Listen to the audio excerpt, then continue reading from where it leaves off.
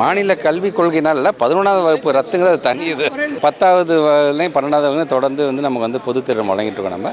So 11த்தை பொறுத்த வரைக்கும் அந்த ப்ரெஷர் இந்த குழந்தைங்களுக்கு கொடுக்க வேண்டாம் அப்படிங்கிறத. முன்னாடிலாம் என்ன பண்ணாங்கன்னா ப்ரைவேட் ஸ்கூல்ஸ் இவங்கெல்லாம் என்ன பண்ணுவாங்கன்னா இந்த 11த்தை மெட்ரிக்லாம் பார்த்தீங்கன்னா இந்த 11th பாடம் நடத்தாமல் எடுத்தோடனே 12th பாடம் நடத்துக்கான வேலையை ஆரம்பிச்சிட்டாங்க. ஸோ இன்றைக்கி இருக்கிற கான்செப்ட்டில் பார்த்தீங்கன்னா இந்த அசஸ்மெண்ட்டில் இப்போ நம்ம நிறையா கொண்டு வந்து நம்ம அப்டேட் பண்ணிட்டோம். ஸோ அவங்க அதை தவிர்த்துட்டு அவங்களால 12th போய் அவங்களால நடத்த முடியாத அளவுக்கு சூழ்நிலைக்கு வந்துட்டனால ப்ரெஷர்லேருந்து 10th 11th 12th மூணுத்துலேயுமே ஒரு பப்ளிக் எக்ஸாம் இந்த குழந்தைங்க ப்ரெஷர்லேயே வச்சுக்கக்கூடாது அப்படிங்கிறதுக்காகத்தான் இது நம்ம எடுத்துக்கோம். வா இந்த கல்வியாண்டுலேருந்தே வந்துடுங்க அங்கே பாரு. இல்லை இந்த முதல்லேருந்து தான் நம்ம already what we are following அப்படிங்கிறது எஸ்சிபியில் நம்ம ப்ரொடெக்ட் பண்ணிட்டோம். இதெல்லாம் நாங்கள் ஃபாலோ பண்ணோம், இதை டிஸ்டர்ப் பண்ணாதீங்க, நீ யார் என்ன சொன்னால் நான் இதான் நான் ஃபாலோ பண்ண போகிறேன் அப்படின்னு ஒரு ப்ரொடெக்ட் பண்ணுறதுக்கான ஒரு எஸ்சிபியாக தான்.